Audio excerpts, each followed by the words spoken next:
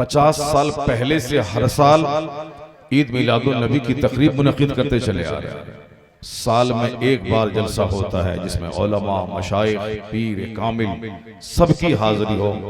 तो आपके बच्चे 50 साल के बाद कहेंगे कि 51वां जलसा मेरे गांव में हो रहा है, जिसकी बुनियाद हमारे बाप दादाओं ने डाली थी। वो दूसरे लोग होंगे जहां फिल्म, खेल, बाजे, तमाशे उनके बाल बच्चों तक ये रिवायत पहुंचती हो।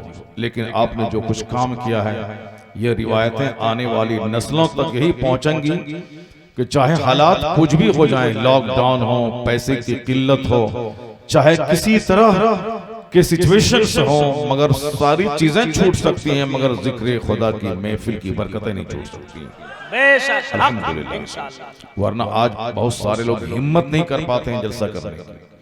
बंबई में एक भी जलसा नहीं हो रहा, मस्जिदों में छोटी छोटी महफिलें हो रही है। वरना हम लोग महीने में एक बार, दो बार, कई बार बंबई का सफर करते थे, और अभी लॉकडाउन खुलने के बाद भी बंबई का एक भी सफर नहीं हुआ है। दिल्ली जलसों का शहर, जलसों की राजधानी जिसे कह लें आप, हिंदुस्तान भर के लोग वहां रहते हैं। वहां कोई सैटरडे संडे को ऐसा नहीं कि 10-20 जलसे ना होते हो दिल्ली शहर में। मगर लॉकडाउन के खुलने के बाद एक भी सफर मेरा दिल्ली में जलसे के ताल्लुक से नहीं हुआ है। एयरपोर्ट से गुजर हुआ है, रेलवे स्टेशन से गुजर हुआ है, लेकिन जलसा हो वहां ये नहीं हुआ है 2 महीने के अंदर। चूंकि जलसे बंद है, लॉकडाउन ने लोगों की माली हालत कमजोर कर दी। लोग हिम्मत नहीं जुटा पा रहे हैं कि मैं नमक तेल जोड़ूं घर में, या फिर जलसा के लिए चंदा करके आलिमों और मेहमान को बुला कर उनकी मैं खिदमत करूं।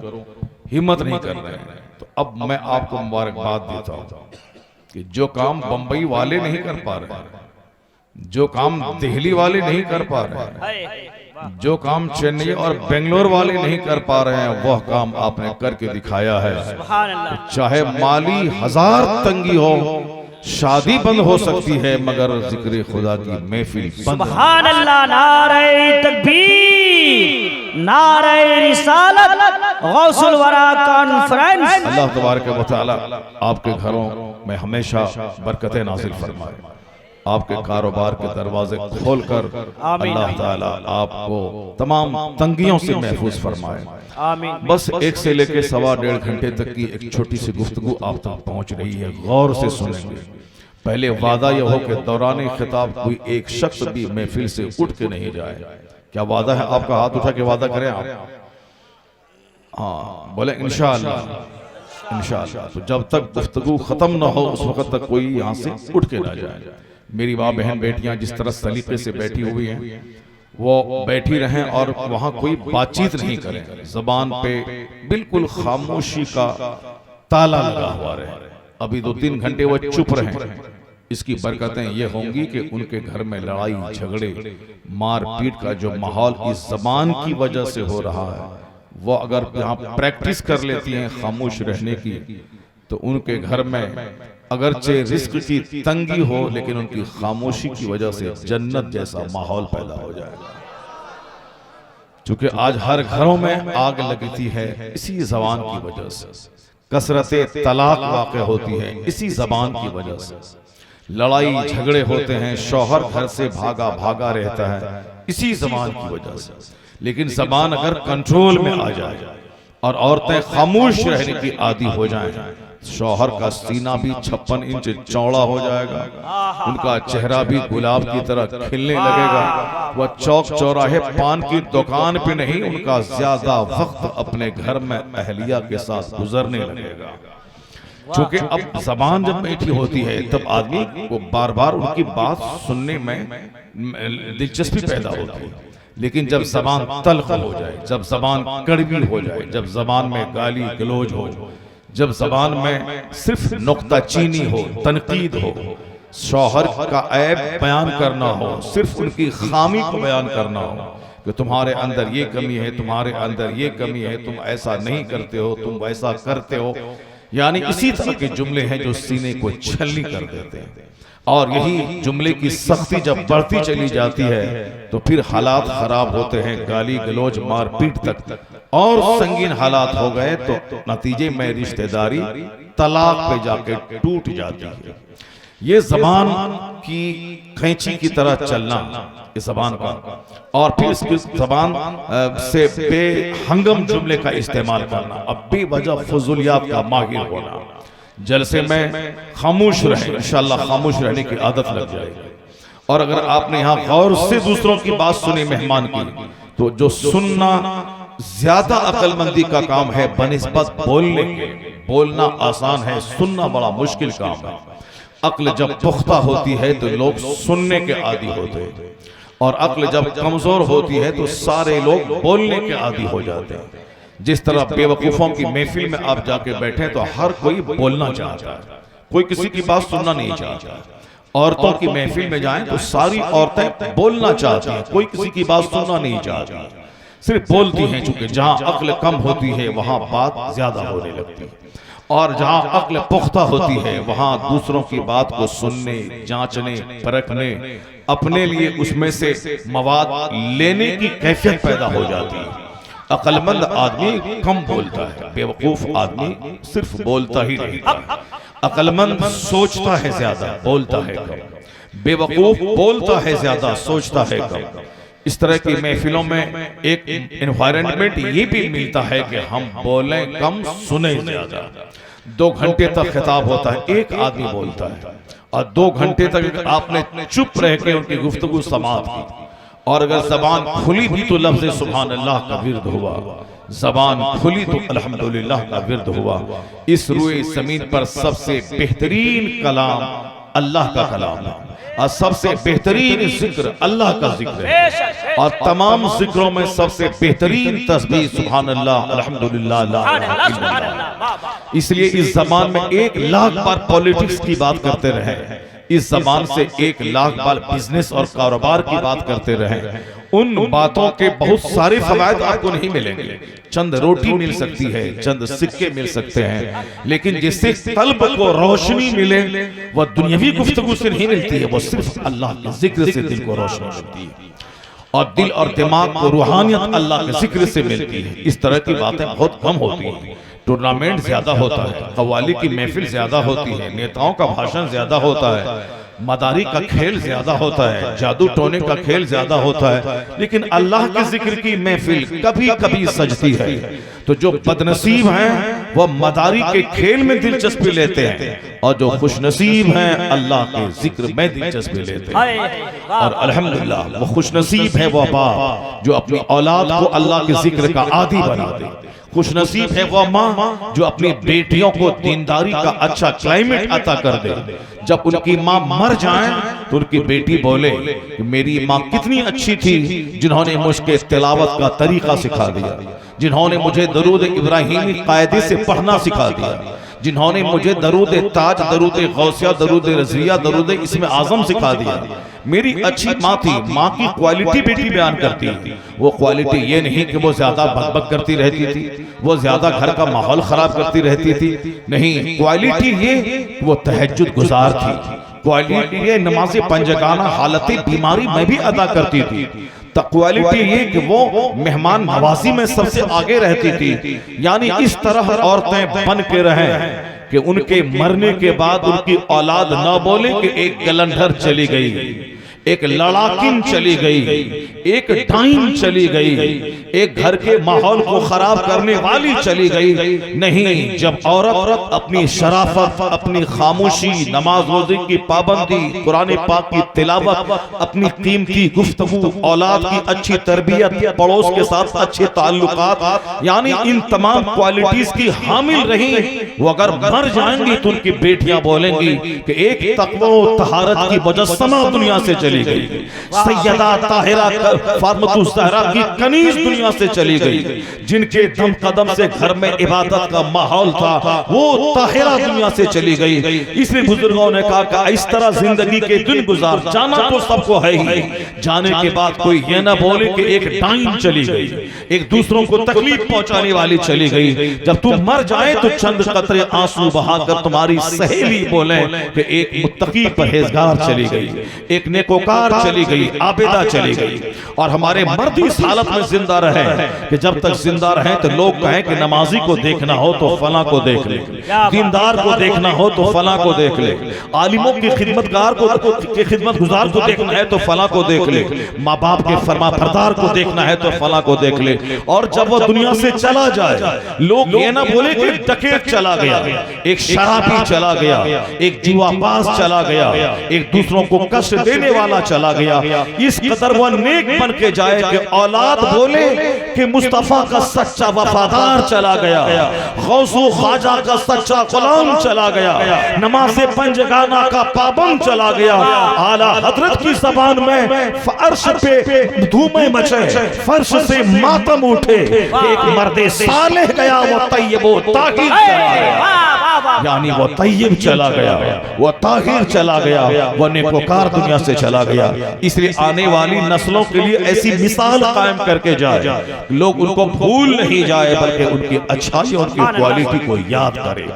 क्वालिटी की मशक की जाती है, क्वालिटी हासिल करने के लिए नेकों की सोहबत में रहा जाता है, अच्छे इंसान बनने के लिए अच्छे इंसान की सोहबत में रहा जाता है। डकैत बनने के लिए ज्यादा मेहनत नहीं, 4 दिन डकैतों के साथ रहें, कैसे सींधमारी करना है, कैसे एटीएम को लूटना है, कैसे साहब दूर से जाल फेंकना है, और कैसे 10 मंजिला मकान से रस्सी के सहारे नीचे उतरना है, और कैसे जब बचने की बारी न आए तो कैसे अपने सीने पे गोली मार के मर जाना है, और कैसे पुलिस वालों के लिए सुरंग बिछाना है। ये सारी चीजें उनको 4 दिन के अंदर में आ जाती है जो डकैतों की सोहबत में रहे। और कैसे झूठ बोलना है, वो नेता के पास रहे, 4 दिन उनका झोला ढोए, कैसे झूठ बोलना है, कैसे दूसरों को ठगना है, कैसे जमीन और आसमान को एक कर देना है, कैसे तारीफ का पुल बांध देना है, कैसे सपनाओं का एक हसीन महल तामीर कर देना है, कैसे लोगों को झूठा ख्वाब दिखलाना है। ये सब नेताओं के साथ सीख ले। जहां गांव है तो वहां नदी बना देंगे,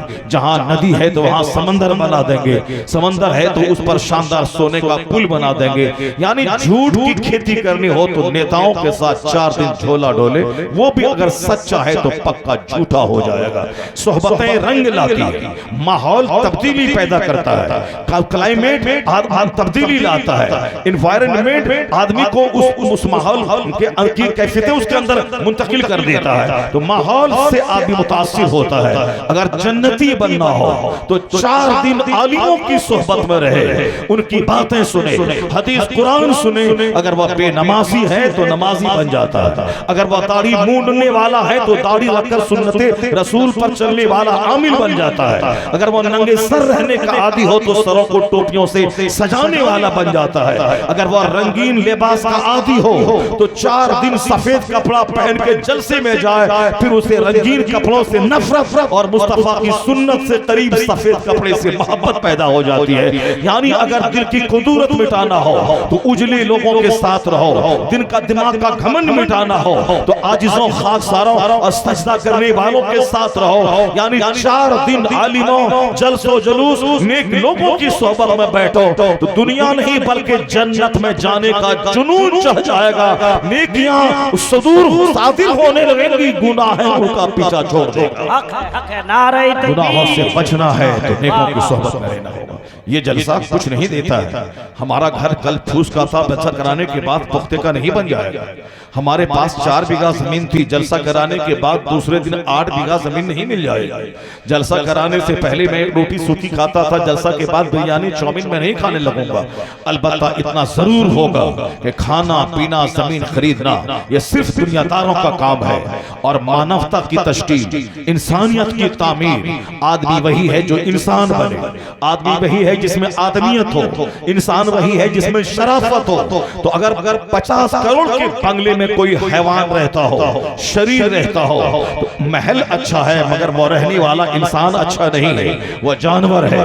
महलों में सूअर भी रहते हैं, महलों में कुत्ता भी रहता है, महलों में डकैत भी रहता है, मगर शरीर अगर झोपड़ी में रहता हो, अगर निगाहों में हया है, ज़बान में सदाकत है, अगर मकसद हयात इबादत उसकी जिंदगी का सबसे बड़ा काम है, तो वह झोपड़ी नहीं 50 खरब के महल के लिए काबिल रश्क है।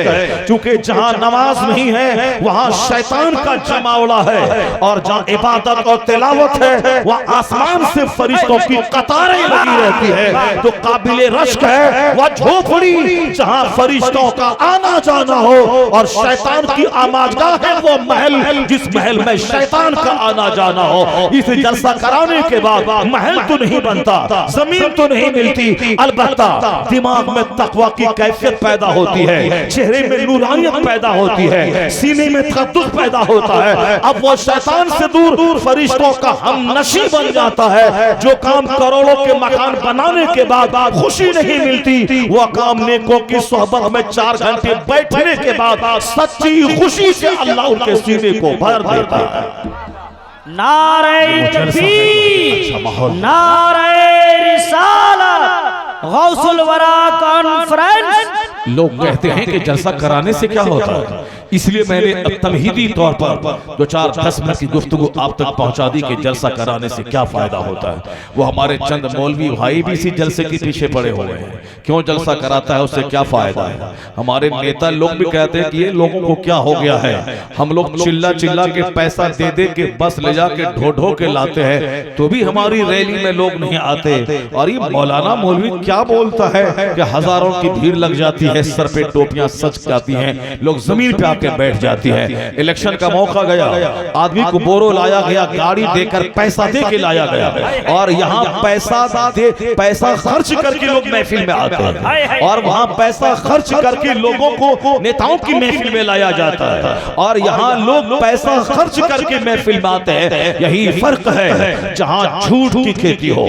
जहाँ दुनिया की बातें हो, जहाँ दुनियावी मफाद हो, वहाँ पैसा देने के बाद भी लोग नहीं जाते हैं। लेकिन जहाँ जन्नत की बात हो, जहाँ आखिरत की बात हो, जहाँ मदीने की बात हो, मदीने वाले सरकार की बात हो, जहाँ गौसो ख्वाजा की बात हो, जहाँ मुजाहिदे मिल्लत की बात हो, जहाँ सरकार आला हजरत की बात हो, तो हमारा रिश्ता इन बुजुर्गों से दुनिया से नहीं वाबस्ता है। इन बुजुर्गों से जो वाबस्ता है, ये रिश्ता जन्नत का रिश्ता है, ये रिश्ता जन्नत का रिश्ता है, ये रिश्ता अल्लाह की मार्फत का रिश्ता है। ये रिश्ता हमें दुनिया तो कम आखिरत का इनाम ज्यादा दिलाएगी। इसलिए यहाँ खर्च करके महफिल में आया जाता है। वहां जाएंगे तो मेरी आखिरत तबाह होगी अगर मैं खर्च करके यहाँ आ गया। यही महफिल सीधे जन्नत से मेरा कनेक्शन वापस कर देगा। ये जन्नती महफिल है जहाँ आने वाले खर्च करके आते हैं, ताकि जान लें कि जहाँ दीन की बात होती है वहाँ माल की क्या हैसियत है। वहाँ तो गर्दनें कटाई जाती है, वहाँ तो अपना सारा वक्त दिया जाता है। यह दीन है, दीन की महफिल है जो हमारे दिल और दिमाग को तक़वियत देती है। आज की तारीख में मैं एक पहली बात आप तक पहुँचा रहा हूँ। दुनिया करते करते दुनिया के पास, दुनियादारों के पास बैठते बैठते हमारे दिल की क्या कैफियत है वह सबों को इसका अंदाजा है। हुजूर ने फरमाया था कि ए आयशा, मालदारों के पास मत बैठा करना, मालदारों के पास बैठने से दिल सख्त हो जाता है। यानी दौलतमंदों के पास बैठने से दौलत कमाने की हवस पैदा हो जाती है, और ये बंदा दौलत नहीं कमा पाया तो एहसास कमतरी का शिकार हो जाता है, और कुछ दिनों के बाद ये सुसाइड कर लेता है, जहर खा लेता है।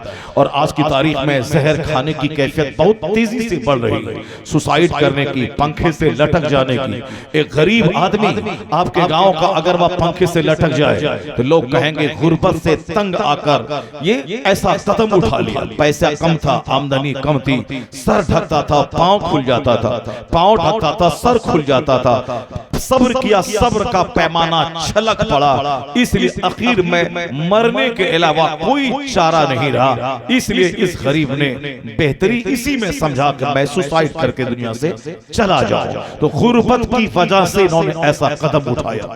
लेकिन आपको ताज्जुब होगा कि इस 2 साला लॉकडाउन के अंदर में बंबई में फिल्म इंडस्ट्रीज में काम करने वाला एक हीरो जिसे सुशांत सिंह राजपूत कहते हैं, करोड़ों में खेलने वाला, बिल्कुल खूबसूरत और टेंडर एज का हीरो, बिहार से बिलोंग करने वाला, जो नौकरी करता सारी जिंदगी डीएम बनकर उतना पैसा नहीं कमा पाता, एसपी बनकर 24 घंटे की ड्यूटी करता फिर भी नहीं कमा पाता, जितना पैसा कम वक्त में फिल्म में एक्टिंग और शूटिंग शूटिंग करके उसने कमा लिया।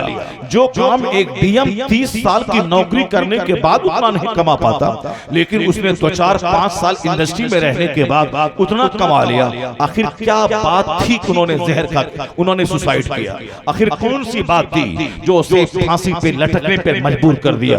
कौन सी बात थी जो उन्हें दुनिया छोड़ने पे मजबूर कर दिया? इसका मतलब है कि उलझनों की सूरतें अलग अलग होती हैं, उलझन की टाइप अलग अलग होती है। कोई 2 रोटी के लिए परेशान होता है, कोई अच्छा कपड़ा पहनने के लिए परेशान होता है, किसी के पास अच्छा कपड़ा अच्छी रोटी है, वो अच्छे दोस्त नहीं है उसके लिए परेशान होता है, किसी के पास अच्छा दोस्त है अच्छी बीवी नहीं है उसके लिए परेशान हो जाता है, किसी के पास अच्छी बीवी है शहर में घर नहीं है तो वह शहरियों को देख देख कर खुलता चला जाता है, चाहता है कि काश कलकत्ता शहर में मेरे पास एक फ्लैट होता तो हम भी उसी तरह ऐश करते जिस तरह कलकत्ता में रहने वाला ऐश करता है। या दूर से वो शहर बड़ा अच्छा लगता है, वह भूल जाता है कि उस कलकत्ता शहर में देहात से ज्यादा खुदकुशी के वारदात हो रहे हैं, देहात से ज्यादा लोग जहर खा के मर रहे हैं, देहात से ज्यादा वहां के लोग डिप्रेशन के मरीज हो रहे हैं, यहाँ से ज्यादा वहां के लोग एहसास कमतरी के शिकार हो रहे हैं। मैं एक छोटी सी लगती भी बात कह रहा हूँ, आज की तारीख में उलझने बन रही है, आज की तारीख में सुसाइड के वारदात बढ़ रहे हैं, उसके पीछे 2 चीजें काम कर रही है। एक चीज तो सबसे बड़ा फैक्टर जो है वह फैक्टर है कि बंदा सिर्फ दुनिया को सबसे बड़ी चीज समझता है, यानी इसी दुनिया में ऐश करना है, इसी दुनिया में दूसरों का मुकाबला करना है। उस बंदे की नजर मरने के बाद की जो दुनिया आखिरत है उस पर नजर नहीं रहती है। वो सोचता है इसी दुनिया में ऐश कर ले, मौज मस्ती कर, मर जा, मरने के बाद कोई दूसरी दुनिया नहीं है। तो अब वो चाहता है कि इस दुनिया में ऐश करने के लिए कार चाहिए, यहाँ ऐश करने के लिए अच्छा शानदार घर चाहिए, यहाँ ऐश करने के लिए खूबसूरत बीवी चाहिए, ऐश करने के लिए दोस्तों का अच्छा सर्किल चाहिए, ऐश करने के लिए एक शानदार फिक्स डिपॉजिट चाहिए, ऐश करने के लिए अच्छा कारोबार, अच्छी फैक्ट्री चाहिए। नहीं मिली फैक्ट्री तो डिप्रेशन का मरीज हो गया, नहीं मिली अच्छी बीवी डिप्रेशन का मरीज हो गया, नहीं मिली नौकरी गवर्नमेंट की डिप्रेशन का मरीज हो गया। अच्छा मकान का फाउंडेशन डाला लेकिन कुर्सी तक ले गया, आगे का पैसा खत्म हो गया, अब वो शहर खाने की तैयारी कर रहा है, यहाँ तक कि दीवार मुकम्मल हुई, छत का पैसा नहीं है, वो जहर खाने की तैयारी कर रहा है। मकान बना लिया, अब दूसरे के मकान में वो गया, वह इंटीरियर डेकोरेशन देखा, वहां साहब आउटर डेकोरेशन को देखा, वो देख के दंग रह गया। मकान बनाने में लगे 50 लाख रुपए, अब उसके डेकोरेशन में लग रहे हैं 1 करोड़ रुपए। अब पैसे उनके पास 50 लाख हैं, अब ये कहां से लाए? अपने आप को उनसे गरीब समझने लगता है, एहसास से कमतरी का शिकार हो जाता है। यानी उसकी सारी तवज्जो दुनिया सजाने पे रहती है, उनकी सारी स्ट्रगल, सारी जद्दोजहद सिर्फ दुनिया पे रहती है, क्योंकि उसके दिल में आखिरत की बात नहीं है कि मरने के बाद की जो दुनिया है वहां का एक दिन दुनियावी गिनती के हिसाब से 50,000 साल के बराबर एक दिन वहां का होगा, उसके मुकाबले में दुनिया का 100 साल 1 सेकंड है। ये तस्वीर उसके पास नहीं रहता। मरने के बाद जहन्नम की आग जो खरबों साल तक काफिरों को जलाएगी, बेगिनती साल। दुनिया में जीना है 50, 60, 70, 80, 90, 100 साल। यह 100 साल में 3 फेज होते हैं। एक फेज बचपन का होता है, यानी 15 से 20 साल तक बच्चा बाप के सर पे खाता है, पढ़ता लिखता रहता है। अब 20 के बाद जब मैच्योर होता है, उसे पढ़ाई के बाद मुलाजमत के बाद कमाई, और फिर बाल बच्चों की पढ़ाई लिखाई, शादी ब्याह, ये सारी फिक्रें रहती है। और दौड़ भाग करके नौकरी लिया, कमाया खाया। 50 साल के बाद आंख कमजोर, बदन कमजोर, हेल्थ कमजोर, हड्डी कमजोर, सोच कमजोर, सेहत कमजोर, यानी अब 1 दर्जन बीमारियां उसके पास आती। अब वह बुढ़ापे की पीरियड में कदम रख देता है। बचपन खेल में गुजर गया, जवानी भाग दौड़ दींगा मस्ती यहाँ वहां सफर करने कमाने में गुजर गई, जवानी गुजर गई। अब बुढ़ापा 1 दर्जन बीमारी में जूझ रहा है। पांव को ठीक करके आए तो आंख लेके चले गए, आंख को ठीक लेकर के आए तो पेट की बीमारी के दाना नहीं पचता, उसको लेके चले गए। अब गैस की बीमारी ठीक करके आए तो कान में सनसनाहट की आवाज आ रही है, जो उम्र बढ़ने के साथ साथ तेज होती है, उस मर्ज को लेके चले गए। यहाँ तक कि दांत का दर्द आदमी को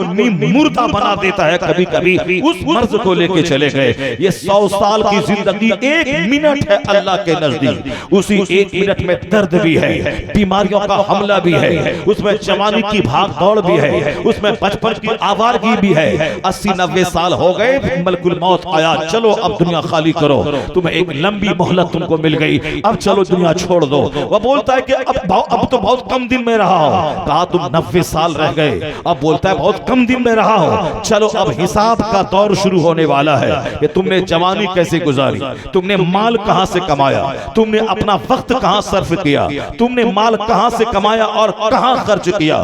हदीस में आया है कि बंदे का पांव अपनी जगह से कयामत के दिन 1 इंच हट नहीं पाएगा जब तक कि 4 चीजों का जवाब बंदा न दे दे, 4 सवाल उससे ना हो जाए। हदीस में आया है ला तज़ूलु क़दमा अब्दिन हत्ता युसअल अन अर्बईन, यानी जब तक 4 चीजों का सवाल बंदे से ना होगा ये बंदा 1 इंच अपनी जगह से हट नहीं पाएगा।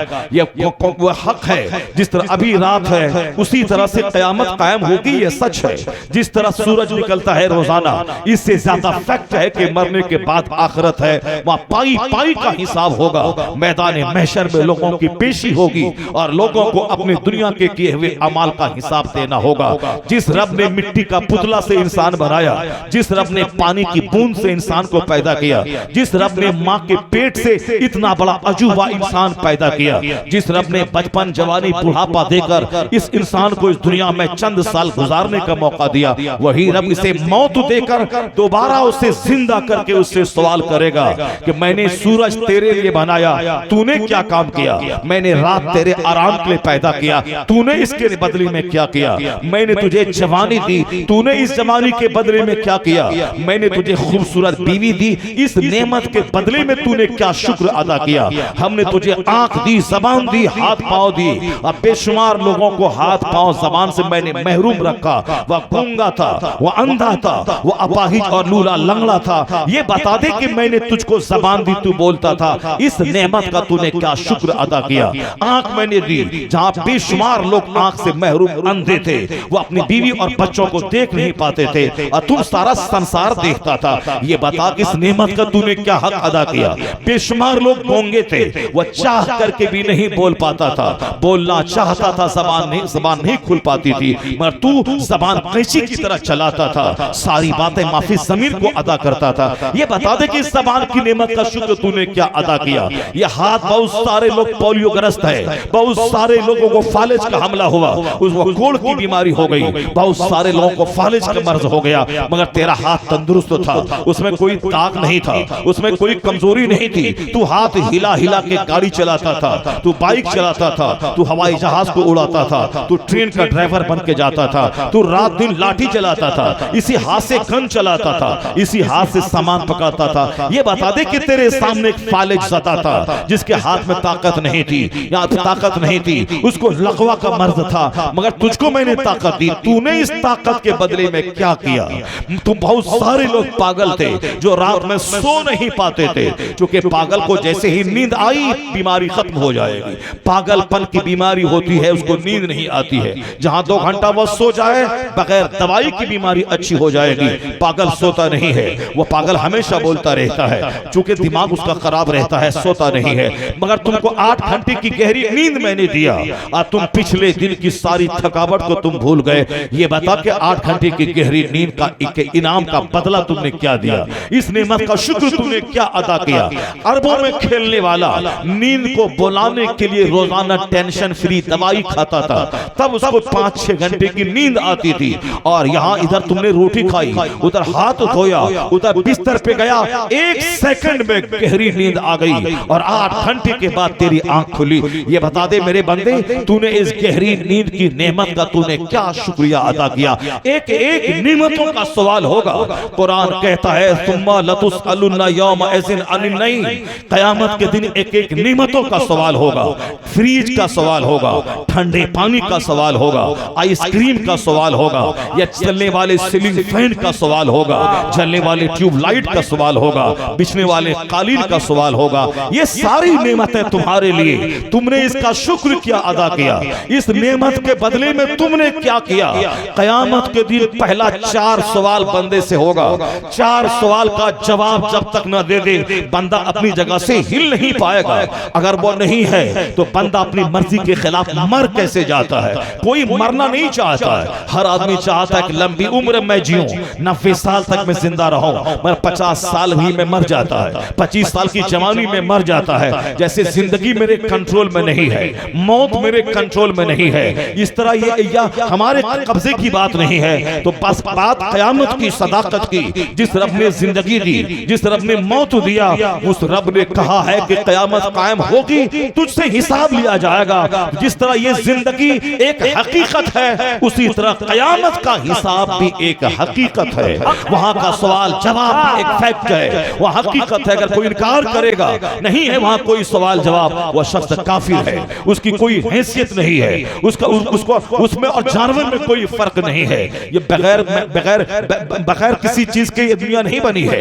यह दुनिया एक मतलब एक मकसद के तहत बनी है। वह मकसद यही है, यहाँ चंद दिन मुझको रहना है, खाना पीना है, सोना पड़ना है, शादी ब्याह करना है, बच्चे पैदा करना है। ये सारा काम सबसिडियरी काम है। और मेन फर्क है, इस दुनिया में अपने रब्बे करीम की इबादत करनी है। इबादत यही करनी है कि 8 घंटे की गहरी नींद के बाद 10 मिनट का टाइम निकाल के उस रब्बे करीम को फजर के टाइम में सजदा करते हुए कहना है, इलाही तेरा करोड़ों एहसान, तूने 8 घंटे की लंबी रात में गहरी नींद देकर तूने मुझ पर एहसान किया कि पिछले दिन की सारी थकावट भूलकर अब मैं नया काम करने के लिए मैं एनर्जी महसूस कर रहा हूं। तो जिस रब ने 8 घंटे की नींद दिया, तो बाजार बाद में जाया जाएगा, पहले उस रब्बे करीम को सजदा किया जाएगा। दुकान बाद में खुलेगी, पहले जिस रब ने नेमत दी है रात की नींद की, उस रब की नेमत का शुक्रिया अदा किया जाएगा। जब बंदा नमाज़े फज्र अदा कर लेता है, ऐसा है जैसे रात भर की गहरी नींद वाली नेमत का शुक्रिया अदा कर लिया, और शुक्र अदा कर लिया। अब वह बंदा इस जमीन पे फैलता है, दुकान जाता है, कारोबार पे जाता है, नौकरी पे जाता है, 8 घंटे तक कोई नमाज फर्ज नहीं है। फजर से लेके 8 घंटे तक, जैसे आज अभी सूरज निकलता है 5:40 पर, अब 12 बजे सुहर का टाइम शुरू होगा। अब आप जोड़ ले कि 6-7 घंटे के बीच में कोई नमाज फर्ज नहीं है, नफल नमाज है। बंदा इशराक पढ़े सवाब मिलेगा, चाश पढ़े सवाब मिलेगा, रात में तहज्जुद नफल पढ़े सवाब मिलेगा, लेकिन फर्ज नहीं है। तहज्जुद पढ़ना फर्ज नहीं है, इशराक पढ़ना फर्ज नहीं है, चाश पढ़ना फर्ज नहीं है। फर्ज है कौन सी नमाज? ज़ोहर की नमाज। वो नमाज कब फर्ज है? फजर से लेके ज़ोहर के बीच में 7-8 घंटे की गैपिंग के बाद फर्ज है, ताकि बंदा जो 7-8 घंटे खेत में काम किया, बंदा जो 7-8 घंटे दुकान में बैठ के काम किया, किसी मकान में बैठकर 8 घंटे तक फर्नीचर का काम किया, दुकान में बैठा या स्कूल में नौकरी किया, अब उसके बदन को फ्यूल चाहिए, ईंधन चाहिए, इसे पेट्रोल चाहिए। जब गाड़ी चलती है और पेट्रोल खत्म होता है, तो अब गाड़ी रोक कर उसमें ईंधन भरा जाता है, ताकि फिर आगे गाड़ी चलने के काबिल हो जाए। तो 8 घंटे काम करने के बाद बदन टायर्ड हो जाता है। अब इसके बदन को ग़िज़ा चाहिए। जब ग़िज़ा चाहिए तो ग़िज़ा बाद में डाली जाए। पहले जिस रब ने 8 घंटे काम करने का मौका अता किया, जिस रब ने हाथ दिया, जिस रब ने पांव दिए, जिस रब ने बाइक चलाने के लिए हाथ दिया, जिस रब ने मुझे दुनिया को देखने के लिए आंख दी, जिस रब ने सूरज की रोशनी को चमकाया, आंख रहे सूरज की रोशनी ना रहे,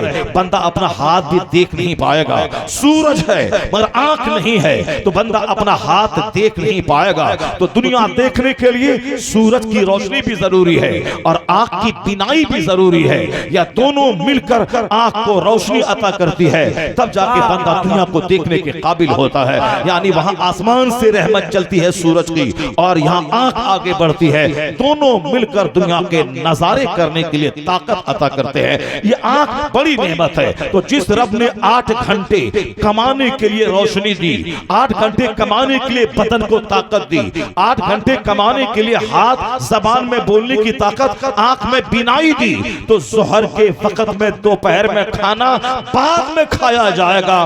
पहले उस रब्बे करीम को सजदा किया जाएगा, जिस रब्बे करीम ने 8 घंटे काम करने की ताकत अता कर दी। अगर अल्लाह फालिज मार देता तो बंदा चाह करके भी खेत नहीं जा पाता, दुकान में नहीं बैठ पाता, बंबई नहीं जा पाता, कलकत्ता नहीं जा पाता। बंदा सोचता नहीं है, इसीलिए बोलता है कि मैं 50 साल के बाद नमाज पढ़ लूंगा, 60 साल के बाद नमाज पढ़ लूंगा। अभी तो पेट का मसला है, अभी तो बाल बच्चों की परवरिश का मसला है। मैं कहता हूं अगर तुम्हें अल्लाह पांव ले ले, फालिज का हमला हो जाए, ये बता दे कि तू कलकत्ता कैसे जाएगा, ये बता दे तू बंबई कैसे जाएगा, ये बता दे स्कूल में नौकरी कैसे करेगा। और अगर पांव मिल गया है तो अब बाल बच्चा समझ में आ रहा है, पांव मिल गया है तो अब घर मकान समझ में आ रहा है। यह भूल जाता है कि बहुत सारे लोग 10 साल तक सेहतमंद रहे, उसके बाद खतरनाक बीमारी ने उसको अपनी चपेट में ले लिया। बहुत सारे लोग 15-20 साल तक शानदार ढंग से सोचते और बोलते रहे, उसके बाद ब्रेन हेमरेज का हमला उसकी जिंदगी को नेस्तो नाबूद करके रख दिया। बहुत सारे लोग थे, खूब चीखते और चिल्लाते थे, लेकिन आखिर में फालिज का हमला उसकी जबान को गूंगा बना दिया। बेशुमार लोगों की जिंदगी हमारे सामने मौजूद है। आप डर क्यों नहीं जाते कि 50 साल के बाद नमाज पढ़ने की फिक्र जो दिमाग में आती है, अगर मैं कल में फालिज ज़दा हो गया या कल में मर गया तो फिर इबादत भी नहीं कर पाऊंगा, जी भर के सजदा भी नहीं कर पाया और जहन्नम की आग में जलने के लिए मैं चला। आदमी वही है जो जी भर के सजदा करे, अपने रब्बे करीम की इबादत करे। तो हर वक्त इबादत फर्ज नहीं है, हर वक्त नमाज फर्ज नहीं है। 8 घंटे फजर से जोहर तक नमाज नहीं है, अब जोहर की नमाज अदा कर ले, फिर 3 घंटे तक तू खेत में चला जा, दुकान में बैठ जा, फैक्ट्री और स्कूल में चला जा। असर के टाइम में जब काम के छोड़ने का टाइम होता है, उस वक्त 4 रकात नमाज अदा कर ले, रब्बे करीम को सजदा कर ले। इलाही तेरा करोड़ों एहसान, तूने दोपहर में खाने का मौका दिया, आधा घंटा 1 घंटा कैलूला यानी सोने का तूने मौका दिया, फिर निकल के मैंने 2-2.5 घंटे काम किया। अब असर को सजदा कर ले अपने रब्बे करीम को, फिर असर से मगरिब तक सौदा सलफ खरीदा बाजार में जाकर मगरिब की नमाज पढ़ने के लिए घर अगर आ जाए, बंदा मस्जिद चला जाए, मस्जिद जाए, वहां सजदा करे रब्बे करीम को, इसलिए कि जिस रब्बे करीम ने सूरज को देकर एहसान किया, दुनिया में रोशनी ही रोशनी फैल गई, अब वह सूरज डूब चुका है। अब मुमकिन है कि रात में अगर सितारा ना निकले, बंदा का सीना वहशत से फट जाए, अगर चांद ना निकले, आदमी का कलेजा अंधेरे में फट जाए, तो अल्लाह बंदों को वहशत से बचाने के लिए आसमान में सितारे की झिलमिलाहट को पैदा कर दिया, ताकि सूरज की तरह रोशनी नहीं, अंधेरा चाहिए ताकि गहरी नींद आ जाए, इतनी अंधेरी ना हो, इतनी तारीकी ना हो कि बंदे का सीना वहशत से फट जाए। इसीलिए रात के सितारे हैं ताकि रोशनी का भी मजा लिया जाए और अंधेरे का भी मजा लिया जाए। इसलिए रात का चांद है जिसकी रोशनी का भी मजा लिया जाए और रात की तारीकी और डार्कनेस का भी मजा लिया जाए। या दोनों की मिक्सिंग रात में है, अंधेरी भी है, सुचांद और सितारों की रोशनी भी है, ताकि गहरी नींद भी आ जाए और वहशत से सीना फटने से बच जाए। तो रात आई तो जिस रब ने सूरज को दिया, फिर सूरज खत्म हो गया, अब चांद निकलने वाला है, अब तारे निकलने वाले हैं, तो सूरज देने वाले रब को पहले सजदा करे और सूरज जो चांद देने वाले रब को सजदा करे, ताकि दिन के उजाले का शुक्र अदा हो जाए और रात की तारीकी का भी शुक्र अदा हो जाए। इसीलिए मगरिब की नमाज है। बहुत सारे पंडित जी ने कहा था कि ये तुम भी तो सूर्य को नमस्कार करता है, यानी फजर की नमाज सूर्य को नमस्कार करता है, अब मगरिब की नमाज ये भी सूर्य को नमस्कार करता है। उसने गलत समझा, उसने गलत नीति की वजह से हमारी सच्चाई को समझ नहीं पाया। अहमकों की कमी नहीं है दुनिया में, बेवकूफों की कमी नहीं है दुनिया में। अल्लाह अकबर हम कहते हैं, यानी अल्लाह इज द ग्रेटेस्ट, अल्लाह सबसे बड़ा है, वही अल्लाह कायनात का खालिक है। और एक पढ़ा लिखा इंजीनियर, डॉक्टर, प्रोफेसर वो क्या बोलता है कि मुसलमान कलमा पढ़ने वाला अकबर को अल्लाह कहता है, यानी वो अकबर जो हिंदुस्तान का बादशाह था, उस अकबर को ये लोग अल्लाह कहता है, तब ना बोलता है अल्लाह अकबर, यानी अकबर अल्लाह है, माज़ अल्लाह। उसकी अकल पे अफसोस है जो न समझ पाया कि अल्लाह अकबर अरबी का लफ्ज, अकबर अरबी का लफ्ज है, उसका मीनिंग क्या होता है, मगर वह अपने हिसाब से अपनी बेवकूफी का सबूत देते हुए कहता है कि इन्होंने अकबर को खुदा कह दिया। ऐसे उल्लू की कमी नहीं है, ऐसे जाहिलों की कमी नहीं है। हर बात मालदारों की अच्छी हो जाए ऐसा नहीं है, हर बात नेताओं की सही हो जाए ऐसा नहीं है, हर बात प्रधानमंत्री की सही हो ऐसा नहीं है, हर बात मुख्यमंत्री की अच्छी हो ऐसा नहीं है। मुख्यमंत्री होना और है, आदमी होना और है, प्रधानमंत्री बनना और है, आदमी होना और है, डीएम बनना और है, आदमी होना और है, डॉक्टर बनना और है, आदमी होना और है, साइंटिस्ट बनना और है, आदमी होना और है। प्रधानमंत्री है, अगर उसमें शराफत ना हो, अमन अमान कायम रखने की सलाहियत ना हो, वह मार धाड़ काट में विश्वास रखता हो, वह प्रधानमंत्री है मगर आदमी नहीं। आदमी वही है जो अपने से दूसरों को लाभ पहुंचाए, आदमी वही है जो दूसरा आदमी उससे सुख और शांति पाए, आदमी वही है जिसकी बोली से शांति मिले, जिसके अदाओं से शांति मिले, जिसके प्लान से शांति मिले, जिसके कैरेक्टर से शांति मिले। अगर डॉक्टर वही है जो अपने से दूसरों को लाभ पहुंचाए, जो गरीबों की प्रॉपर्टी बेचवा के अपना घर बनाए, जो गरीबों का चमन उजाड़ के अपना आशियाना सजाए, यानी जो डिलीवरी नॉर्मल होने वाली थी उसको डरा दिया कि बच्चा भी मरेगा, जच्चा भी मर जाएगी, अगर दोनों को बचाना है तो सिजरिंग करवाना होगा, नहीं तो दोनों मर जाएंगे। अब ये गरीब अपना मकान बेचकर उस डॉक्टर के पांव में 50,000 रुपए की गड्डी रखता है और वह डॉक्टर छुरी चला के सिजरिंग करता है। तो दुनिया क्या बोलती है? ये डॉक्टर है, इसके सीने में मानवता का दिल नहीं है, हृदय नहीं है। एक गरीब का घर बेचवा दिया, उसकी जमीन बेचवा दी, उसके जेवरात को बंधक रखवा दिया। तो डॉक्टर होना और है, आदमी होना और है। ये डॉक्टर है मगर आदमी नहीं है, ये इंजीनियर है मगर आदमी नहीं है, ये 50 करोड़ के महल में रहता है, अगर वह गरीबों को तकलीफ देता है, जबान से घमंड के जुमले निकालता है, गरीबों पे अत्याचार करता है, वह दूसरों को गीदड़ खट या उल्लू जानवर समझता है, वो मालदार जरूर है पर आदमी नहीं है। आदमी वही है जिसके प्लान से दूसरों को फायदा पहुंचे, जिसकी जबान से दूसरों को फायदा पहुंचे, जिसके हाथ से फायदा पहुंचे, जिसके इल्म से फायदा पहुंचे, जिसकी सेवाओं से फायदा पहुंचे। आज जब दुनिया जानवरों से भर गई तब अमेरिका बोलता है कि a man is the best man is one who is profitable for other. सबसे अच्छा आदमी वो है जो दूसरों के लिए लाभकारी हो, लाभदायक हो। आज जब दुनिया जानवरों से भर गई तब चाइना जापान बोलता है सिर्फ पैसा मत कमाना, अपने से दूसरों को फायदा पहुंचाना। आदमी वही है जो दूसरों को फायदा पहुंचाए। जब हिंदुस्तान जानवरों से भर गया तब मोदी जी ने कहा पढ़ने लिखने का मकसद सिर्फ नौकरी करना नहीं, बल्कि आदमी वही है जो दूसरों को अपने से फायदा पहुंचाए। यानी जब दुनिया जानवरों से भर गई तब दुनिया के लोगों ने कहा कि आदमी वही है जो दूसरों को लाभ पहुंचाए। पर कुर्बान जाए रहमते तो आलम मुस्तफा जाने रहमत की जाते गिरामी पे कि 1400 साल पहले न कॉलेज था, न स्कूल था, न यूनिवर्सिटी थी, न बड़े बड़े विद्वान आज के थे। उस जमाने में सबसे बड़े मुअल्लिम, सबसे बड़े रिफॉर्मर ने क्या अखलाकी पैगाम दिया है। हुजूर ने कहा था खैरुन नास मय्यनफउन नास, लोगों में सबसे अच्छा वो है जो लोगों को अपने से फायदा पहुंचाने वाला है। तो गांधी की नजर जहां आज गई, अंबेडकर की नजर जहां आज गई, माओ ज़ेडुंग की नजर जहां आज गई, आज के वैज्ञानिक की नजर जहां आज गई, दुनिया के करोड़ों दानिश्वर की नजर जहां आज गई है, उस अखलाकी पहलू पे मुस्तफा की नजर 1500 साल पहले है।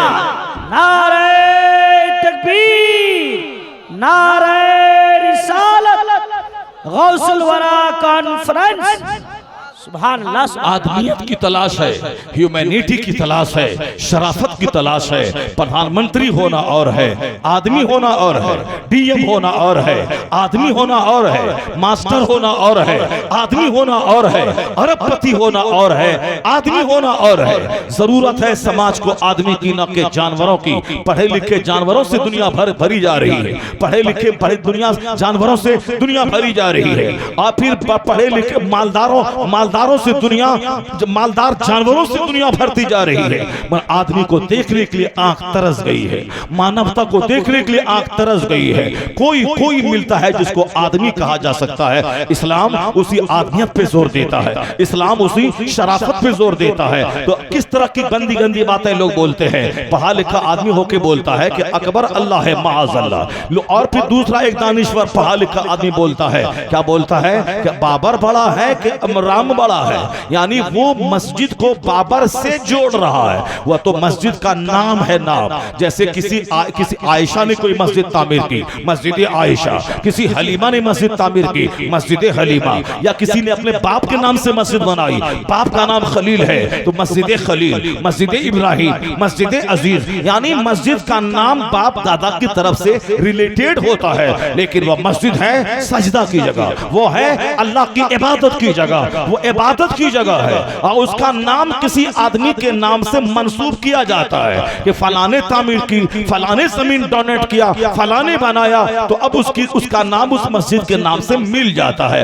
अहमकों की कमी नहीं है, जानवरों की कमी नहीं है, बेवकूफों की कमी नहीं है। पढ़े लिखे जानवर हर कदम पे आपको मिलेंगे, तरह तरह की बातें करते हुए मिलेंगे।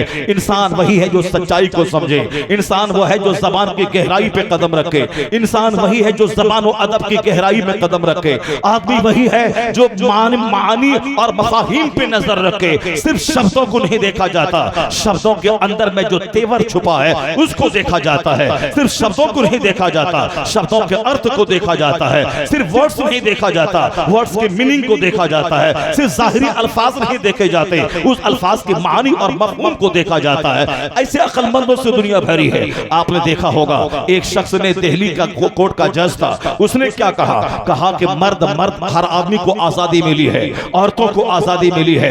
मर्द अपनी मर्जी से मर्दों से शादी ब्याह कर सकता है, औरतें आजादी से अपनी सहेली से शादी ब्याह कर सकती है। ये बताएं, लोग कहते हैं दुनिया डेवलप कर गई है, लोग कहते हैं दुनिया तरक्की कर गई है, लोग कहते हैं कि दुनिया कहां से कहां पहुंच गई है। मैं कहता हूं किसको तरक्की कहता है तुम? सड़कों के बन जाने को डेवलपमेंट कहता है। 2-4 ईंट पत्थर लगा दिया था, तरक्की हो गई। मकान 100 मंजिला बना दिया, सीमेंट सरिया छड़ गिट्टी को जोड़ दिया, तरक्की हो गई। मकान बनाना तरक्की हो गई, सड़क बनाना तरक्की हो गई, घर में बिजली 24 घंटे आ गए, तरक्की हो गई। इसी का नाम डेवलपमेंट है। वह तो बिजली है, वह तो पानी है, वह तो महल है, वह तो सड़क है, मगर तरक्की उसी वक्त हो सकती है जबकि इंसान का अखलाक ऊंचा हो जाए, इन आदमियत ऊंची हो जाए, ये इंसान शरीफ हो जाए, तब तरक्की है। यह इंसान मकान बन रहा है, आदमी जानवर बन रहा है, सड़कें बन रही हैं, कत्ल बन रहा है, मकानात बन रहे हैं, औरतें बेपर्दा हो रही है, बाजार में गहमा गहमी है, औरतों को नचाया जा रहा है। यही दुनिया की डेवलपमेंट है कि औरतों को फिल्म में नचवा दिया, यही डेवलपमेंट है। उसे नीम बरहना करके दुकान में बैठा दिया ताकि कस्टमर आए वो सामान कम खरीदे, उसका चेहरा ज्यादा देखे और उसके हुस्न को बेच करके चंद कराहत को बोलाया जाए ताकि चंद सिक्के कमाओ। वो आदमी है क्या जो अपनी बीवी का चेहरा बेच के चंद सिक्के कमाता हो, जो अपनी बीवी के पिस्तान को बेच करके चंद सिक्के कमाता हो, जो अपनी बीवी को अधनंगी नीम बरहना बना के चंद सिक्के कमाता हो, जो अपनी औरतों को फिल्म में नचवा के पैसे कमाता हो, जो नाच कर अपने आबरू का सौदा करके चंद सिक्के कमाती हो, वो आदमी है क्या? फिल्म में औरतों को दुनिया ने नचवाया, दुकान में दुनिया में औरतों को बैठवा के उसको जलील किया, उसको बड़े बड़े होर्डिंग्स और पोस्टर में औरतों की तस्वीरें देकर अपनी फैक्ट्री, अपना कोचिंग सेंटर, अपनी दुकान, अपने बिजनेस को चमकाने के लिए औरतों की तस्वीरें दी। क्या वजह है कि कपड़े की दुकान है और नीम बरहाना खातून की तस्वीर है? क्या वजह है कि फैक्ट्री है और नीम बरहाना औरतों की तस्वीर है? क्या वजह है कि फिल्म इंडस्ट्रीज में औरतों को सिर्फ नचवाने और गाने और सेक्स की तकमील का जरिया बना के रखा जाए? तो दुनिया ने आज कहना शुरू किया हमने औरतों को आजादी दी है, हमने औरतों को मर्दों के समान लाके खड़ा कर दिया है। इसी का नाम आजादी है। बलात्कार बढ़ गए, यही आजादी है। ज़िनाकारी बढ़ गई, यही आजादी है। नजरबाजी बढ़ गई, यही आजादी है। किडनैप बढ़ गया, यही आजादी है। गैंग रेप बढ़ गया, यही आजादी है। कत्ल बढ़ गया, यही आजादी है। नहीं, ये औरतों का अपमान है, औरतों की तजलील है, औरतों की तौहीन है। औरतों को नंगा करके उसको जलील किया दुनिया ने, उसको रेप के घाट उतारा दुनिया ने। असल में औरतों को सम्मान किसने दिया था? जिस वक्त दुनिया में औरतें सेक्स की तकमील का जरिया थी, औरतों को जिंदा दफनाया जाता था, उस वक्त रहमते दो आलम मुस्तफा जाने रहमत ने कहा था कि औरतें मारने की चीज नहीं है, औरतें बचाने की चीज है। औरतों को बचाने का पैगाम मुस्तफा ने दिया। औरतें दफन की जाती थी, मुस्तफा ने जीवन दान दिया। औरतों की पैदाइश को मनहूस माना जाता था, मुस्तफा ने जीवन दान दिया। औरतों को नंगा फिराया जाता था, हुजूर ने मोटी चादर डालकर औरतों की इज्जत की सुरक्षा प्रदान की। औरतों को बाप की प्रॉपर्टी में हिस्सा नहीं मिलता था, हुजूर ने औरतों को बाप की जायदाद में हक दिलाकर उसे धनवान कर दिया। तो औरतों को जलील दुनिया के जाहिलों ने किया है, उन गरीब औरतों को धनवान मुस्तफा ने बनाया है। मोटी चादर डालकर उसके जीवन को बचाकर इज्जत की हिफाजत करके उसकी आजादी को छीना नहीं है, बल्कि उनको सम्मान दिया है। उनकी इज्जत को जमीन से बढ़ाकर आसमान पे मुस्तफा ने पहुंचा दिया। औरतों को जलील मुस्तफा ने नहीं किया है, औरतों को आजादी के नाम पे दुनिया ने जलील किया है। हुजूर ने तो औरतों को जीवन दान दिया है, उसने मोटी चादर डालकर की इज्जत की हिफाजत मुस्तफा ने की है। पर बेवकूफ किस्म के लोगों ने क्या मशवरा दिया कि औरतें औरतों से शादी कर सकती है, मर्द मर्द से शादी कर सकता है। दूसरे ममालिक में बाज़ाब्ता तौर पर पार्लियामेंट में कानून बन चुका है, हिंदुस्तान में यह कानून भले ही नहीं बना है मगर हरी झंडी मिल चुकी है। चूंकि हाई कोर्ट के जज ने यही कहा था इंसान आजाद पैदा हुआ है, अपनी मर्जी से अगर ऐसा करता है तो करने के लिए उसको छूट दिया जाए। उसी जज का गरीबान थाम के उससे पूछा जाए तुम पढ़ा लिखा आदमी है, ये बता दे तू लीगली इसको जायज कैसे करार दे रहा है, परमिशन कैसे दे रहा है? अगर तेरी माँ अपनी सहेली से शादी कर लेती क्या तू पैदा होता? तेरा बाप अपने दोस्त से ब्याह कर लेता क्या तू पैदा होता? इंसान पैदा होने के लिए मर्द और औरत दो सेक्स हैं, मेल है फीमेल है, या दोनों आपस में कांटेक्ट और मुआहदा के तहत आपस में मुलाकात करें, अल्लाह के नाम पे निकाह करें, निकाह के बाद फिर दोनों आपस में मिले, फिर बच्चा तवल्लुद होगा। मर्द मर्द से मिले कैसे बच्चा तवल्लुद होगा? औरत औरत से मिले कैसे बच्चा पैदा होगा? तो लोग कहते हैं दुनिया तरक्की कर गई है। क्या तरक्की कर गई है? औरतों को औरतों से शादी करवा के दुनिया तरक्की कर गई है, मर्द को मर्दों से ब्याह करवा के दुनिया तरक्की कर गई है, औरतों को स्टेज पे नचवा के दुनिया तरक्की कर गई है। नहीं, हालात ये बताते हैं कि मुस्तफा से हट के जो भी दुनिया सोच ले वो आजादी नहीं, वह गुलामी है, वह तरक्की नहीं, तनज़ुली है। तरक्की का सारा राज इसी में पोशीदा है कि मुस्तफा के कदमों में आ जा, उनकी गुलामी कर। अगर उनकी गुलामी किया तो हकीकी आजादी वहीं से नसीब हो जाएगी। यह आदमियत मिलेगी, मरने के बाद मुस्तफा की जन्नत मिलेगी। सुभान अल्लाह, सुभान अल्लाह। नारे तकबीर, नारे रिसालत। सुभान अल्लाह। सोच इस पॉजिटिव होनी चाहिए। यह निगेटिव सोच ने दुनिया को कंगाल बना दिया है, निगेटिव सोच ने हमें नंगा बना दिया है। सिर्फ पैसा कमाओ, खाओ, मकान बनाओ, गाड़ी खरीदो, इसी हवस ने मेरे सीने से सुकून छीन लिया है, इसी ने मुझसे आदमियत छीन ली है। अब आदमी को पैसा चाहिए, चाहे हराम करके हो, चाहे इज्जत बेच के हो, चाहे सिनेमा चला के हो, चाहे जुआ का अड्डा चला के हो, चाहे तवाइफ का अड्डा चला के हो, चाहे भावागिरी करके हो, चाहे तवाई बाजी करके हो, मगर पैसा चाहिए। जब आदमी पैसे को मकसदे हयात बना लेता है तो आदमी जानवरों से बदतर हो जाता है। पैसा जितना भी मिलता चला जाए उसकी भूख बढ़ती चली जाती है, और भूख नहीं मिटे तो जहर खा के मर जाता है। तो जबकि नजर दुनिया पे रहेगी उसे तो जहर खाना पड़ेगा, उसे तो मरना पड़ेगा, उसे तो जलील होना पड़ेगा, उसे तो हवस का शिकार होना पड़ेगा। इस्लाम उसका इलाज बताता है कि तेरी नजर आखिरत पे रहे, तेरी नजर जन्नत पे रहे, तेरी नजर वहां की नेमत पे रहे। अगर तूने जन्नत को अपना आइडियल बना लिया तो दुनिया में झोपड़ी में रहो या महल में रहो, दोनों तेरे नजदीक बराबर हो जाएगा। अगर जन्नत को तुमने आइडियल बना लिया, यहाँ चाहे नमक रोटी खाओ या बिरयानी खाओ, दोनों तेरे नजदीक बराबर हो जाएगा। अगर दुनिया नहीं भी मिली तो वह जहर नहीं खाएगा, खुदकुशी नहीं करेगा, क्योंकि उसकी नजर आखिरत पर है, उसकी नजर जन्नत पर है। खरबों साल का आराम, खरबों साल की रुसवाई वाली जगह है आग। तो अगर आखिरत दिल में बैठ जाए, जन्नत दिल में बैठ जाए, इसी को बैठाने पर इस्लाम जोर देता है। शेख कामिल, शेख कादरी ने कहा था कि बेटा जन्नत के की राहत को दिमाग में बसा ले, दुनिया का कोई आराम तेरे ईमान को लूट नहीं पाएगा, दुनिया का कोई आराम तुझे झूठ नहीं बोलवा पाएगा, दुनिया का कोई ऐश तुझको जानवर नहीं बना पाएगा। जन्नत दिमाग में बैठ जाए, दुनिया की सारी आसाइशें हेज हो जाएंगी, और दिमाग में जहन्नम की आग बैठा ले। अगर वो आग बैठ जाए तो दुनिया का सारा दर्द हल्का हो जाएगा, सारी बीमारी हल्की हो जाएगी। यानी इस्लाम का वो आखिरत की आइडियोलॉजी का असल आराम वहां है और असल में आग वहां है। अगर वो आइडियोलॉजी दिल में पुख्ता होती चली गई, कोई जहर खा के नहीं मरेगा, कोई सुसाइड नहीं करेगा, कोई पंखे से नहीं लटकेगा, क्योंकि नजर आखिरत पे रहेगी। गुर्बत में भी जीने का हौसला मिल जाएगा, और मालदारी में भी सेल्फ कंट्रोल रह के वह जानवर नहीं बल्कि आदमियत से हदकिनार होता है। वाह वाह वाह वाह, आदमी बनाने का शानदार नुस्खा वही है कि इस्लाम का नजरिए आखिरत पे बंदा ईमान ले आए। यह दुनिया चंद दिनों का आर्जी ठिकाना है और असल में दायमी परमानेंट ठिकाना वो आखिरत है। दुनिया में हमारा सारा घर मेरा हो गया, सब घर चांदी सोने का मैंने बना लिया, लेकिन रहना है कब तक? मुख्तसर गिनती के चंद दिन, 100 साल। 100 साल का मतलब 1 सेकंड, 1 मिनट रहना है। और जहां मरने के बाद जाना है वहां का एक दिन 50,000 साल का। वहां आराम है तो आराम, आग है तो आग। इस पॉइंट को दिमाग में जब आदमी बैठा लेता है तो आदमी का दुनिया में जीना आसान हो जाता है। वह गुर्बत में रहे तो भी सीना हल्का रहता है, अरबों कमाए तो भी वह बंदा घमंड और गुरूर और जानवर की सिफत से बच जाता है। इससे जहां हटा, गरीब रहा तो भी जहर खा के मरेगा, मालदार रहा तो भी पंखे से लटक के मरेगा।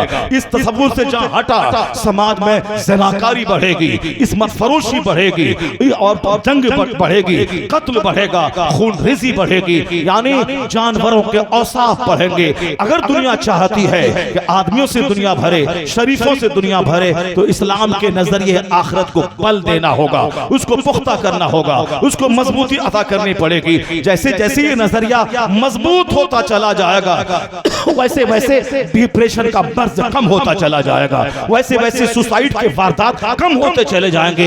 इसलिए इस्लाम अपने दामन में वो क्वालिटी रखता है कि नर्वसनेस के माहौल में उम्मीद की किरण जगाता है इस्लाम। एहसास से कमतरी के दरमियान में जीने का हौसला देता है इस्लाम। जहां हर तरफ से बंदा मायूस हो जाता है, वहां बंदे को नई तवानाई मजहब इस्लाम अता कर देता है। इसलिए मजहब इस्लाम वक्त की जरूरत है, मजहब इस्लाम कायनात की जरूरत है, मजहब इस्लाम वक्त की रिक्वायरमेंट है। इसकी आइडियोलॉजी से जीने का हौसला मिलता है। फॉर एग्जाम्पल एक बात और मैं कह देता हूं, फिर उसके बाद वो हदीस में मुकम्मल करूं। जो हदीस मैंने उठाया था कि कयामत के दिन बंदा 1 इंच अपनी जगह से हट नहीं पाएगा जब तक कि 4 चीजों का सवाल उससे न हो जाए। वो हदीस पाक में बाद में पढ़ूंगा। पहले मैं इस्लामी नजरिया के इस बल को मैं और दूसरे पॉइंट से मैं समझा दूं। आज हिंदुस्तान की आधी मईशत सिर्फ फौज के पीछे खर्च होती है। हिंदुस्तान का आधा पैसा फौज के पीछे खर्च हो रहा है। उसके बावजूद क्राइम घट नहीं रहे, क्राइम कम नहीं हो रहे, क्राइम खत्म नहीं हो पा रहा है। उसके बावजूद क्राइम खत्म नहीं हो रहा है। अमेरिका की आधी दौलत वहां की आर्मी पे खर्च होती है, फिर भी क्राइम बढ़ रहा है। अमेरिका में किडनैपिंग घटनाएं बढ़ रही हैं, ज़नाकारी के वारदात बढ़ रहे हैं। चाइना, जापान जो दुनिया का सबसे मजबूत मुल्क माना जाता है, यानी richest country of the world, वो जापान है। जहां का माल, जहां का प्रोडक्शन, जहां की पैदावार सबसे ज्यादा मजबूत मानी जाती है, यानी जापान है, चाइना है। यह दोनों मालदार ममालिक माने जाते हैं। वहां का आधा पैसा फौज पे खर्च हो रहा है, यानी सुरक्षा पे, सिक्योरिटी पे, ताकि दुश्मन मुझ पर हमला न करे, हिंदुस्तान अपना झंडा न गाड़ दे, अमेरिका हम पर आंख उठा के न देखे। यानी हर ममालिक का आधा पैसा सिक्योरिटी पे खर्च होता है। गौर से सुनो, एक बार दुरूद पाक पढ़ो, अल्लाहुम्मा सल्ली अला सय्यदना मौलाना मुहम्मदिन मअदनिल जुद वल करम व आलिहि व बारिक वसल्लिम सलातो व सलामुन अलैका या रसूलल्लाह। हमारे नकीब साहब वो मोबाइल देख रहे हैं, अशार याद कर रहे हैं। गौर से सुनिए, नकीब होता है जो लोगों को एनर्जी देता है, जो लोगों को पावर बख्शता है। हिंदुस्तान का सबसे कामयाब नकीब है वो जो 1 मिनट के लिए भी जलसे को डाउन नहीं होने देता है। वह 5-5, 6-6, 7-7 घंटे स्टेज पर बैठता है। उसी को हिंदुस्तान के लोग आसिफ सैफी कहते हैं। ऐसा नहीं कि हम बैठने के बाद मोबाइल चलाएं और अशार याद करें। अशार याद करने की जगह घर है, जलसा नहीं। सिर्फ खतीब की बात को सुनी जाए, बोलता क्या है और जो बात उसको लगे उस पर पब्लिक को हौसला दिलाना है, न कि निगाहें नीची रखनी है। जरा गौर से सुनिए, आप भी बातचीत मत किया कीजिए, आप गौर से तकरीर सुना कीजिए। और फिर मैं बहुत 4-5 घंटे खिताब नहीं करने जा रहा हूं कि आप बोर हो जाएंगे। मैं 1 मिनट भी आपको कमजोर नहीं होने दे रहा हूं। मैंने सिर्फ नई बातें, नया पैगाम आप तक पहुंचाता हूं। उसको गौर से इस्तेमाल करना चाहिए, नके बैठ के बात करना चाहिए। जो बातें दिल से सुनी जाती है उसको 50 बार भी बंदा सुन ले, जो उससे बदन में हरकत नहीं पैदा हुई, वह दिल से एक बार सुने उससे हरकत पैदा हो जाती है। उससे आदमी का चेहरा खिलने लगता है, उससे आदमी को दिल में उस बात का असर पैदा होने लगता है। तवज्जो जरूरी है, अटेंशन जरूरी है, यकसुई बहुत जरूरी है। एक बार जोर से बोलिए, हाथ उठा के ला इलाहा इल्लल्लाह। एक बार जोर से बोलिए सुभान अल्लाह। ये और बात है कि आप इस कदर कदर तवज्जो से मेरी बात सुनते हैं कि आप सोचते हैं कि मौलाना साहब को मैं अगर मैं नारा लगाऊं तो ये इनको नापसंद होता है, इसलिए ये बोलते चले जाएं और मैं सुनता चला जाऊं। मैं आपकी तवज्जो को सलाम करता हूं, ये तवज्जो आप बना के गुफ्तगू को गौर से सुनते हैं। अल्लाह तबारक व तआला हम सबों के सीनों में इस्लाम के नजरियात को मजबूत फरमा दे। बात मेरी वहां से चल रही थी कि जिस तरह मजहब इस्लाम की छोटी से छोटी बात बड़े से बड़े फवायद अपने दामन में रखती है, उसी तरह एक पॉइंट ये है, दुनिया की आधी दौलत है वह सिर्फ क्राइम को घटाने में खर्च हो रही है। अमेरिका की आर्मी हो या हिंदुस्तान की आर्मी, क्राइम को घटाने और फिर सुरक्षा पे सारी एनर्जी सर्फ करती है। उसके बावजूद कत्ल की घटनाएं दुनिया भर में बढ़ती चली जा रही है, ज़नाकारी के वारदात दुनिया भर में बढ़ते चले जा रहे हैं। गर्ल्स हॉस्टल हो या बॉयज हॉस्टल हो, हर जगहों पे क्या तमाशा हो रहा है ये सबों को मालूम है।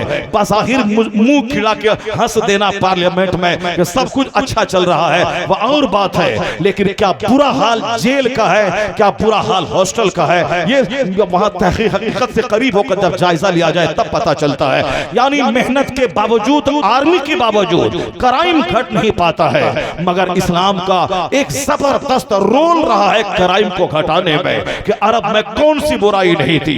वहां के लोग अपनी सौतेली माताओं से ज़िना करते थे, यानी बाप अगर मर जाए तो बाप की दूसरी बीवी का जो बेटा होता था वो अपने बाप की दूसरी बीवी को विरासत के माल की तरह हड़प लेता था, यानी विरासतन अपने बाप की बीवी पे कब्जा कर लेता था।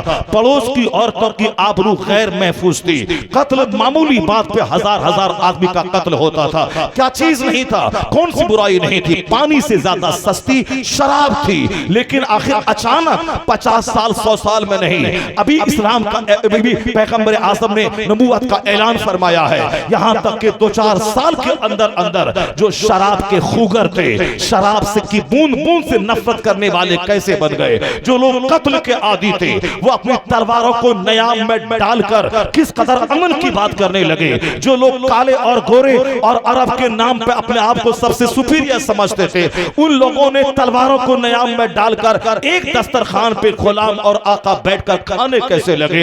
यानी कौन सी ताकत थी जो ज़िनाकारों की निगाहों में औरतों की आबरू का तकद्दुस अता कर दिया। ये कौन सी एनर्जी थी जिसने शराब से नफरत दिला दी। ये कौन सा फोर्स था जिसने एक मामूली दिरहम की चोरी जो करता था अब करोड़ों का माल कहीं रखा हुआ रहे, उस पर निगाहें बंद उठा के देखने वाला कोई नहीं रहता। अब रास्ते में सोने की ईंट गिर जाए कोई उस पर बुरी निगाह डालने वाला न था। जो एक दिरहम की चोरी करने का खूगर था अब वो इस कदर दूसरों के माल का मुहाफिज कैसे बन गया। जो ज़िनाकार था वो औरतों की आबरू का रक्षक कैसे बन गया। जो इस कदर कत्ल और गारतगिरी में विश्वास करता था वो एक चूठी को मारने में भी तहम्मुल कहां से करने लगा। इस कदर सोच किसने पाकीज़ा बना दी। इन बिखरे हुआ को एक मरकज़े इत्तेहाद पर किसने जमा कर दिया। अगर मैं बोलूं कहेंगे एक मौलाना बोल रहा है, एक मुसलमान बोल रहा है, एक मुस्तफा का वफादार गुलाम बोल रहा है, लेकिन यूरोप का एक दानिश्वर doctor La Martiniere, doctor William mur जिसका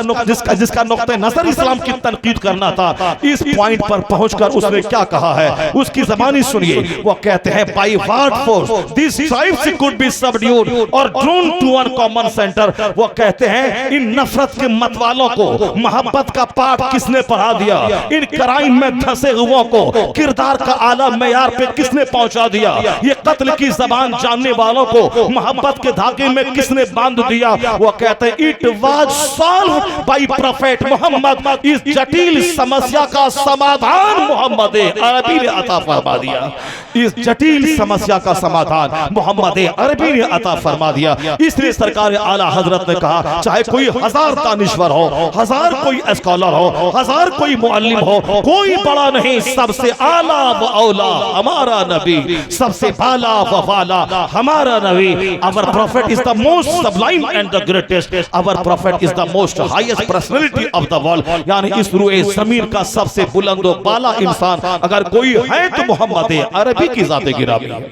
सरकार दो जहां के पैगाम में आज भी वह बल है कि उस पर बंदा अमल करे, उसे एनर्जी मिलती है, क्राइम दूर हो सकता है। तो सारी दुनिया की फौज ज़िना को घटाने में असमर्थ है, क्राइम मिटाने में असमर्थ है। एक है नजरिए आखिरत, एक है नजरिए ईमान कि अल्लाह हमें देख रहा है। मैं दुनिया में चाहे कहीं भी रहूं अपने रब्बे करीम से छुप नहीं सकता और मुझे मरने के बाद पाई पाई का हिसाब देना है। यह जमीन सीसी कैमरा की तरह मेरी सारी गतिविधि को नोट कर रही है। मैं बांस की बाड़ी में रहूं तो भी जमीन मेरी सारी गतिविधि को नोट कर रही है। मैं 5 सितारा होटल में रहूं तो भी वो होटल का के दरो दीवार सीसी कैमरा की तरह मेरी गतिविधि को नोट कर रहे हैं। कुरान क्या कहता है? कुरान कहता है क़यामत के दिन तुम्हारी जबान पे मुहर लगा दी जाएगी। अल यौम नख्तिमु अला अफ़वाहिहिम व तुकल्लिमुना ऐदीहिम व तशहदु अर्जुलुहुम। आज क़यामत के दिन मैं तेरी जबान को मैं सील कर दूंगा, तेरे मुंह पे मुहर लगा दूंगा। तेरा हाथ अल्लाह से बात करेगा। इससे क्या काम लिया गया? व तशहदु अर्जुलुहुम, उनके पांव गवाही देंगे।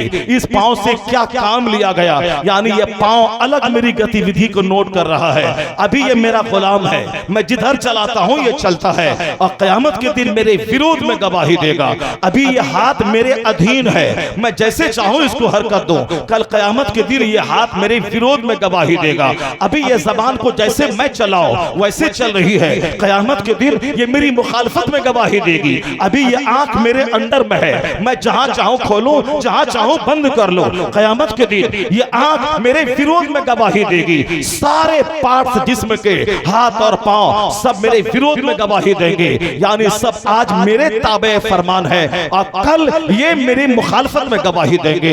एक तो सारे आज़ा चाहे मैं जहां भी रहूं ये मेरी गतिविधि को नोट कर रहे हैं और दूसरा नजरिया कुरान दे रहा है कि यौम इज़िन तुहद्दिसु अख़बारहा, जिस दिन जमीन अपनी खबरें बताएंगी। यहाँ बैठकर सजदा हुआ है या बैठकर ग़ीबत की महफिल सजी है, जमीन गवाही देगी। यहाँ बैठकर अल्लाह का जिक्र हुआ है, यहाँ बैठकर खूब जुआबाजी और ताश खेला गया है, जमीन गवाही देगी। यहाँ सदका तो खैरात हुए हैं या फिर इस जमीन पर बैठकर खुराफात की महफिल आबाद की गई है। यौम इज़िन तुहद्दिसु अख़बारहा, जिस दिन जमीन गवाही देगी। तो आप चाहे जलसे में बैठकर अल्लाह का जिक्र सुने या जमीन क़यामत के दिन गवाही देगी, या झूठों की महफिल में बैठकर झूठ की खेती करें वह जमीन गवाही देगी। यानी जमीन सीसी कैमरा की तरह मेरी गतिविधि को नोट कर रही है और फिर सारे आज़ा मेरी गतिविधि को नोट कर रहे हैं। इस्लाम नजरिया देता है दोनों कांधे पर दो फरिश्ते हैं या दोनों फरिश्ते हमारे नामे अमाल को लिखते हैं कि तू क्या कर रहा है और क्या नहीं कर रहा है, या दोनों फरिश्ते लिखते हैं। वल्लाहु अल्लाह खबीरुम बिमा तामलून, और अल्लाह को खबर है जो कुछ तू कर रहा है। न उसे नींद आती है न औंग आती है। इतनी कड़ी जबरदस्त निगरानी यही अकीदा इस्लाम हमको देता है। अल्लाह अल्लाह देख रहा है। अगर ये अकीदा नहीं रहे तो बंदा मुसलमान नहीं रहेगा।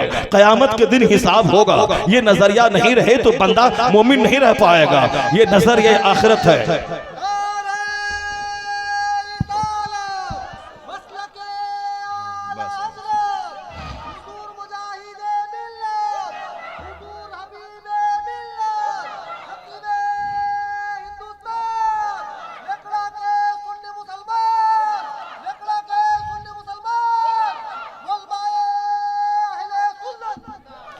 इस्लाम बुनियादी बातों से बहस करता है। कुरान करीम की 114 सूरतें आप ले लें, जिस कदर आखिरत पे कुरान ने जोर दिया है उतना शायद ही कोई मवाद हो। सूरह फातिहा से लेकर क्लोज मेरे बिन्नास तक जिस सूरत को आप टच करें उन तमाम सूरतों में आखिरत की बात ज्यादा की गई है, कयामत की बात ज्यादा की गई है। जो बातें ज्यादा की गई हैं उन बातों के कम करने की वजह से दुनिया हमारे नजदीक बहुत बड़ी चीज हो गई। दुनिया का सुख मेरा सबसे बड़ा मकसद और एम हो गया। दुनिया में कामयाबी यही मेरी सबसे बड़ी कामयाबी हो गई। जबकि कुरान करीम में फौजे अजीम बड़ी कामयाबी आखिरत की कामयाबी, फौजे कबीर बड़ी कामयाबी आखिरत की कामयाबी, और आखिरत की कामयाबी को बड़ी कामयाबी कुरान करीम ने करार दिया है। वो नजरिया जब तक मजबूत था, मेरे गांव में एक नहीं तो 4-5 कुतुब मिलते थे। ये नजरिया जब तक स्ट्रॉन्ग था, नमाजी की तादाद ज्यादा थी, शरीफों की तादाद ज्यादा थी, माँ बाप के फरमा बरदारों की तादाद ज्यादा थी। ये नजरिया आखिरत जब तक मजबूत था, औरतें भी डरती थी अपने घर में, कहीं मेरे सर के बाल न खुले, कहीं मेरा चेहरा बेनकाब न हो जाए, कहीं अजनबी मर्द मुझे ताक झांक करके न देख ले। यानी उनके नजदीक शर्म हया सबसे बड़ी प्यारी चीज थी। कोई देखे न देखे, मेरा खुदा देख रहा है। नौजवान को अगर कोई दौलतमंद घराने की खातून उसे जिना की दावत देती थी तो वह नौजवान कहता था कोई देखे न देखे, मेरा रब देख रहा है। इन्नी अखाफुल्लाह, मैं अल्लाह से डरता हूँ। यानी नौजवान भी तन्हाई में जहाँ आला खानदान की खूबसूरत औरत उसे जिना की दावत दे, वो भी अल्लाह से डरता था कि कोई तीसरा न देखे, मेरा खुदा देख रहा है। ये इस्लाम का नजरिया जितना पुख्ता होता जाएगा, कराइम का खात्मा होता जाएगा। कि जमीन नोट कर रही है, दूसरा सारे आज़ा नोट कर रहे हैं, तीसरा फरिश्ते दोनों कांधे पर नोट कर रहे हैं, अब चौथा अल्लाह रब्बुल इज्जत तो देख ही रहा है। ये चारों नजरिया जहां पुख्ता होते चले जाएंगे तो मजमे में भी गुनाह कम होगा, खलवत में भी गुनाह कम होगा, खेत में भी गुनाह कम होगा, होटल में भी गुनाह कम होगा। अगर दुनिया चाहती है कि अमेरिका बलात्कार से पाक हो, हिंदुस्तान क्राइम से पाक हो, चाइना जापान मर्डर से पाक हो, तो एक ही ताकत है, फौजी ताकत से को हमने आजमा लिया, फौज बढ़ती गई, क्राइम बढ़ता गया। अब यह इस्लाम का नजरिया आखिरत है, अगर यह मजबूत कर दिया जाए तो यहाँ क्राइम से दुनिया पाक हो जाएगी। फिर ऐसा लगेगा कि दुनिया रहने के काबिल है, जहाँ जन्नत से हवा आएगी, शैतानों की तादाद घटेगी, फरिश्तों की तादाद में इजाफा हो जाएगा। यानी यह जमीन रहने के काबिल बन जाएगी।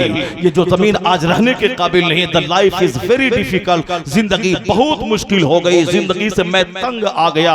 नहीं हजरत, आप तो एक दिन में 40,000 लेते हैं तो आपको मजा मिल रहा है। यहाँ इमाम को 5,000 कमाता है तो उससे पूछे कि आटा दाल नमक का भाव क्या है। यानी वो हर आदमी वो नजरिए आखिरत से हट के सिर्फ दुनिया में ही दुनिया के हिसाब से सोचता है, इसलिए कमाता चला जाता है, प्यास बुझती चली जाती है, मकान पे मकान बनाता चला जाता है, हवस का शिकार होता चला जाता है। नजरिया आखिरत जो क्राइम भी घटाता है, नजरिया आखिरत जो हमें इबादत के लिए तैयार भी करता है। सरकार दो जहां की बातों में इतना दम है, जो हमें सेहत की जमानत भी देती है वो बातें, हमें सच्ची खुशियां भी देती बातें। अभी दौरे जदीद के तनाजुर में एक बात मैं बताता हूं, बड़े बड़े दानिश्वरों ने बड़ी बड़ी बातें की हैं, लेकिन आप अभी 1 महीना पहले पटना बिहार की राजधानी पीएमसीएच जो वहां का सबसे बड़ा हॉस्पिटल है, उस हॉस्पिटल का एक doctor, MBBS degree holder doctor जो वहां का बड़ा है, पूरे हिंदुस्तान का बड़ा डॉक्टर एम्स है, हर स्टेट का बड़ा, पूरे हिंदुस्तान का बड़ा हॉस्पिटल एम्स है, हर स्टेट का बड़ा हॉस्पिटल, उसका जो सबसे गवर्नमेंट के मातहत जो हॉस्पिटल चलता है वो सबसे बड़ा होता है पीएमसीएच पटना मेडिकल कॉलेज। ये बिहार की राजधानी का सबसे टॉप क्लास का हॉस्पिटल माना जाता है। वहां के डॉक्टर जो हेड थे, उन्होंने अभी 1 महीना पहले उन्होंने एक बयान जारी किया था, हिंदी अखबार में उसको उन्होंने बयान जारी किया। वो बयान यही था, जबकि डॉक्टर अखबार में बयान नहीं देता है, उसको क्लिनिक में बैठा है, मरीजों को देखना है, इलाज करवाना है, वो अखबारात की ताम झाम से अपने आप को दूर रखता है। लेकिन बहालते मजबूरी उसे अपना स्टेटमेंट अखबार में देना पड़ा। उन्होंने ये दिया था कि इस बार के विंटर सीजन में, यानी जाड़े के मौसम में, एक मर्द बिल्कुल ताजा ताजा नया नया जोर पकड़ता जा रहा है। उन्होंने कहा कि इस जाड़े के मौसम में एक बीमारी, ब्रेन हेमरेज की बीमारी, मेंटल डिजीज की बीमारी और अचानक पैरालिसिस के मारने की बीमारी बड़ी तेजी से आ गई।